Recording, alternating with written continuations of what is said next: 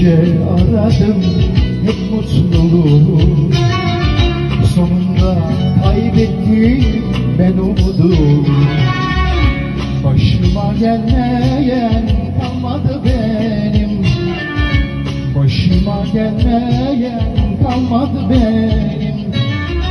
Hayatımı yazsam roman olurdu, gençliğimi yazsam roman olurdu, yaşandım yazsam roman olur.